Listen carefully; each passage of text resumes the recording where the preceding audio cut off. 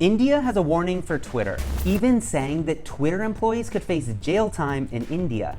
And it's gotten to a point where an Indian minister just said that Facebook, Twitter, WhatsApp, and even LinkedIn are welcome to operate in India, but only if they play by India's rules. Okay, what did LinkedIn ever do? Besides sending you annoying, unsolicited emails that you need to apply for a new job, I thought LinkedIn is pretty harmless in politics. But anyways, these tech companies shouldn't take India's warning lightly because India doesn't mess around. India blocked TikTok after China and India tension rose along the border in 2020. And India was TikTok's biggest overseas market. Naturally, with its massive population, India is a top international market for Twitter too. So what's going on?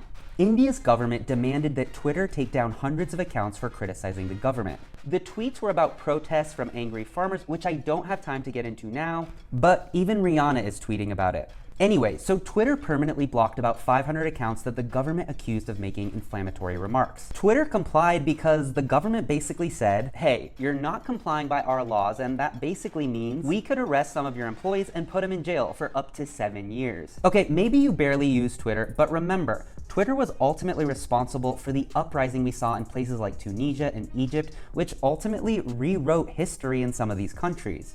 And of course, there was that time the US president was blocked on Twitter after inciting violence in the US Capitol. So India's government asked Twitter to remove over 1,000 accounts.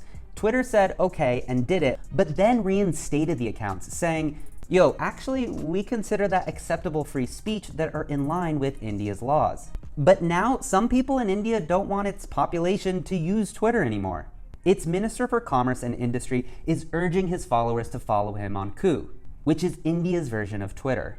And of course, to promote India's version of Twitter, he had to do it on Twitter. Twitter is stuck between a rock and a hard place. Can it stand as a platform that values free speech, even while it's at odds with governments? I want to know what you think. What should Twitter do? Play by a country and appease its leaders, or risk being banned entirely in one of its biggest markets? While you're at it, check out more of my videos like why India banned TikTok. Don't forget to hit subscribe and find me online at Uptin.